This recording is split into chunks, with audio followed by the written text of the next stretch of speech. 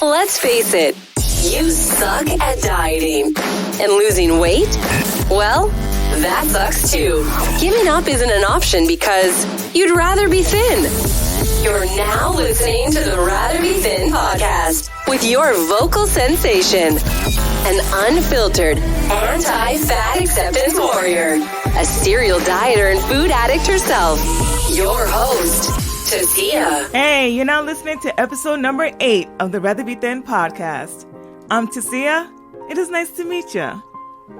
Now, before we can even start this episode, I need to make sure you're in the right place.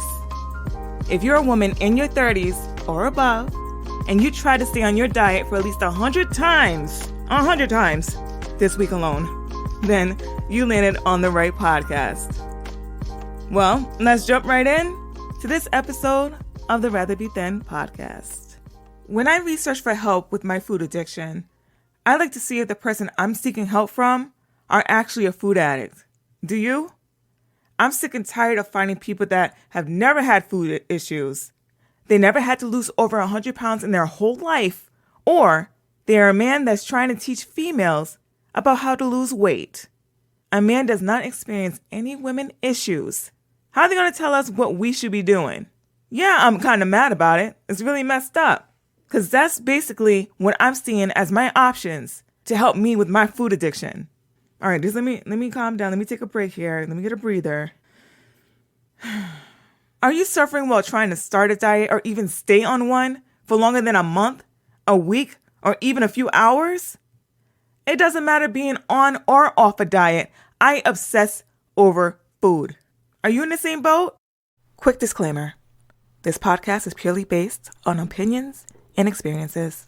Please consult your own physician, as none of the suggestions, information, and topics discussed are intended to replace actual medical advice. We encourage you to do your own research. The Rather Be Thin podcast is for entertainment purposes only. How do you have a healthy relationship with food when you're a food addict? You know what? Let me switch it up a bit. How can a meth addict have a healthy relationship with meth? How does an alcoholic have a healthy relationship with alcohol? How does someone addicted to smoking have a healthy relationship with cigarettes? How does a crack addict have a healthy relationship with crack? Tell me, does that make sense to you? Trying to fix a relationship with something that doesn't even have feelings for you. You know what? Let's have a healthy relationship with rain so we can avoid getting too wet. The rain don't care if you just got your hair done and you forgot your umbrella at home. Having a relationship with food is not a thing. Why? Because the issue is not with the food, all right? The relationship problem is with you. You, not the drug of choice, not the food, you. Oh, why not practice intuitive eating or mindful eating? These things don't work for everyone. I feel that intuitive eating is a trap. Why do I think intuitive eating is a trap? Well, a food addict naturally, intuitively eats until we can't move. We honor our bodies by nourishing our minds with feel-good drugs. Not worrying about calories and the amount of food we eat can be dangerous for us. And we will gain weight eating intuitively, and then we'll eventually fall back into yo-yo dieting. And that's the trap. But you know what? I'm going to give mindful eating the benefit of the doubt, because I think as food addicts, we do practice mindful eating. Why do I say that? Okay, say that we're going to have a donut. We sniff the donut and enjoy the freshness of the smell of freshness from that donut. We look at the donut and we try to figure out, is it appetizing to us? Is it the one that we want out of a dozen? We pick the one that's the most appetizing. When we pick up the donut that we want, we're using our fingers, so the senses, we're feeling how greasy the donut might be, or how sugary that donut must be, or the softness, or if it needs to be heated up in the microwave, because it just needs that little bit of warmth to make it perfect. We notice at the first bite if the donut is spongy or cakey. How does it feel? Is it soft? Is it a little bit crunchy because of the toppings or the filling on the inside? Does it melt in our mouth? Or do we need to chew it for a little bit so all the flavors will explode all over our tongues, and so on. Our mindful eating is so fast these days that most of the time it's just on autopilot. It's happening. We're just not noticing it. So mindful eating, yeah, but we do it so much that it's just habit now. It happens, and we went through it. It's just give me the food and just let it be the way it is. You know? You get what I'm saying? I hope you do. But back to the food obsession. When we're off a diet, okay? Off. How do you obsess about food? Well, while you're eating, you're thinking about the next thing you can have, okay? You're trying to figure out, how can I hide foods away from people that I live with so no one else takes it, so I can eat it for later and enjoy it? I want to know when the newest items are at my favorite restaurants. When can I pick some of those up? Because it's new. I never tried it before, so I got to get it, you know? New items that you see at the grocery store. I haven't tried that cereal yet. I haven't tried that chocolate yet. Ooh, they made brownies with this in it. I got to get that. Mistaken words that people say for food items. I do this all the time. I swear, it's just so weird. Like, people will talk to me and I'll just be thinking about food. I get excited about special events because it has free food there, like birthdays, parties, and you get invited there. It's free food.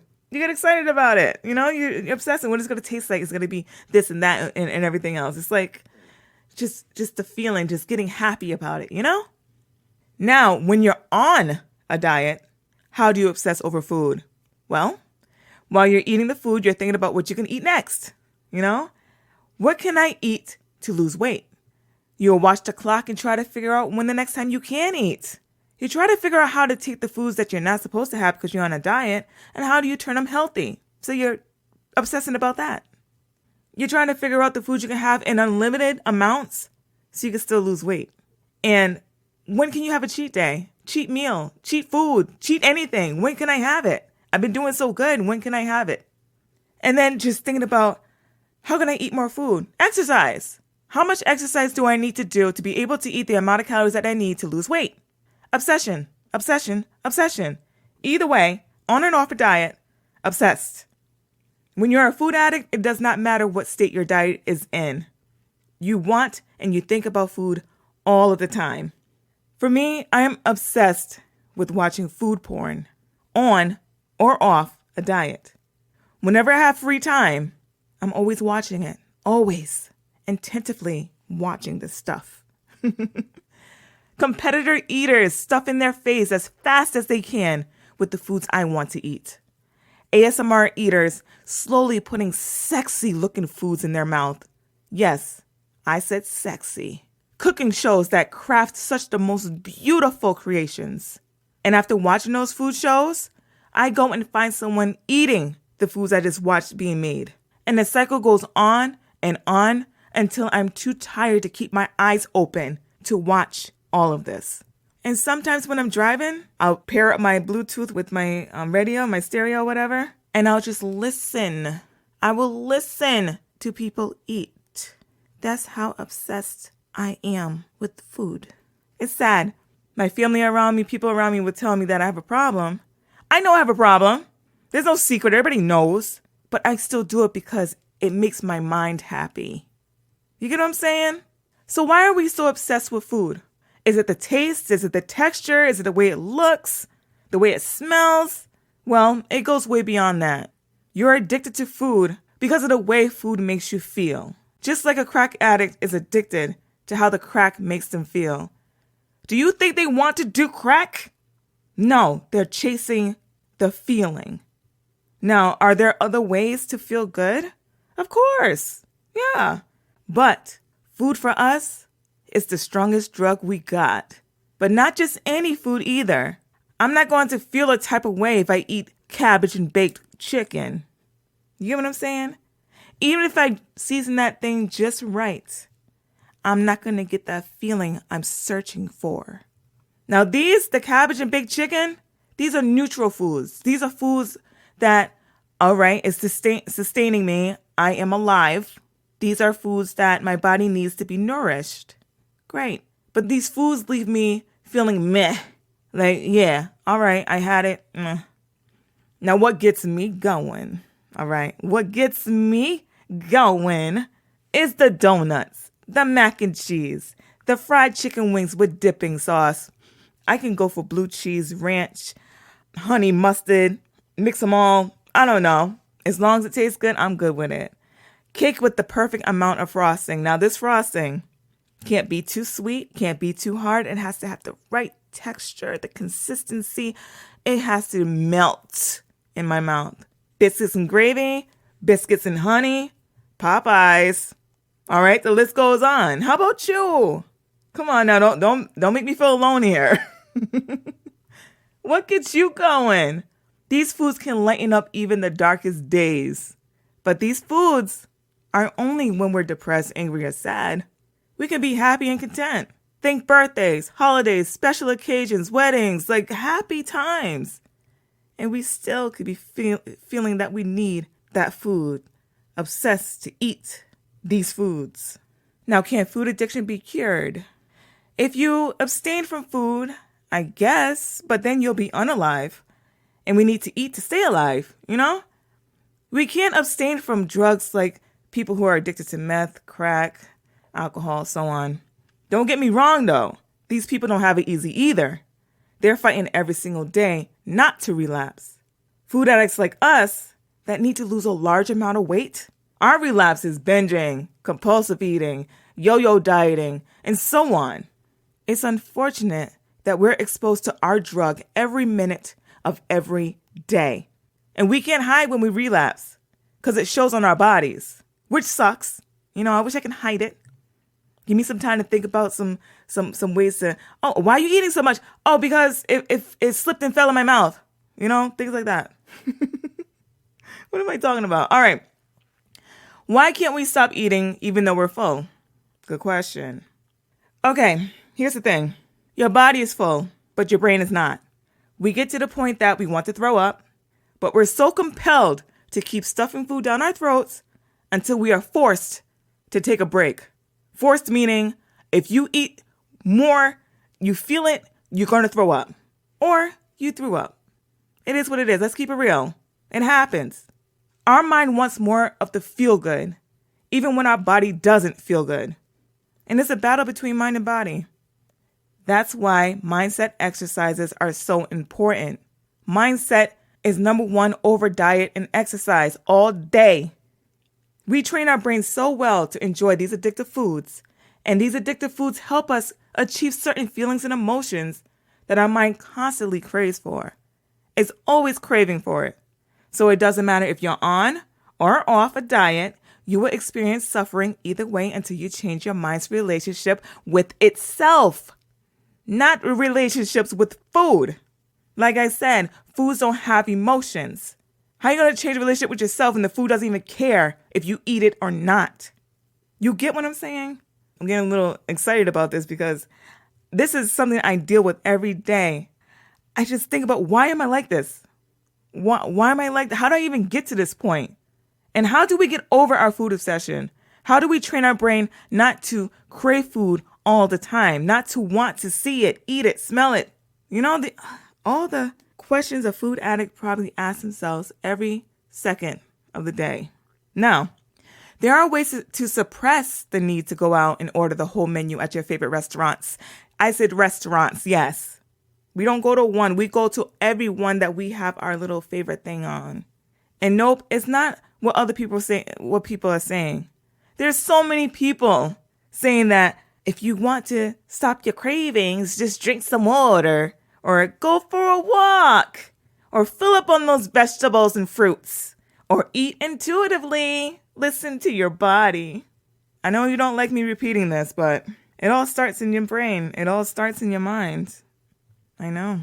So here are some ways you can start training your mind, training your brain to stop craving food. Talk to a therapist or a trusted loved one. Did you see that coming? Okay. You have some mental work you need to deal with. And doing this alone could cause you to spiral out of control, and then you'll find yourself in a food coma. Now, somewhere in your life's journey, you haven't found a way to deal with your emotions. Not just the deep, dark ones, but the light and happy ones too. This is a long-term commitment in itself. It's going to take a while. So plan that it can take years to sort out years of emotional highs and lows. Daily mental exercises. All right? Talk to yourself. Talk to your mind. Make up affirmations and mantras that you repeat to yourself on a daily basis. The brain likes repetition, rhythm, and rhyme. Now, if you make your mantra rhyme, it will stick faster like that song you dislike, but it keeps creeping back to the front of your mind. You know which song I'm talking about. Repeat your mantras throughout the day until it becomes habit. Write in a journal. Yeah, cliche, I know.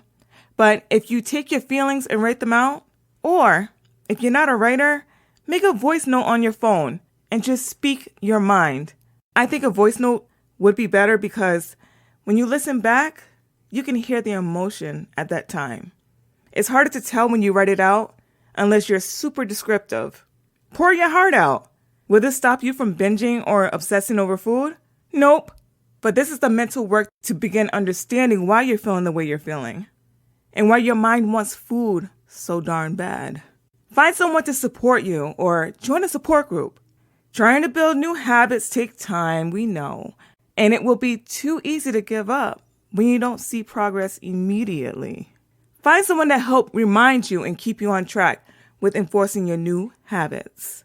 Now, losing weight as a food addict while obsessing about food all the time is challenging. It doesn't matter what diet you choose to lose the weight. The diet won't work for the long term anyway if your mind is not in the right place. That's why mental training as well as support is needed to help us stay on track for the rest of our lives. Allow yourself time and try not to be so hard on yourself. Practice daily until it becomes a new habit. As long as you don't quit, you're still winning. Remember, you got this. Now, if you haven't already, check out last week's episode. You might learn something. Be sure to subscribe and rate the show. I'd appreciate your support. Also, check out the show notes for even more information. And tune in to the next episode of the Rather Be Thin podcast. Thank you for listening. Good luck to you. Hear me out again next time. I'm your host, Tasia. Bye.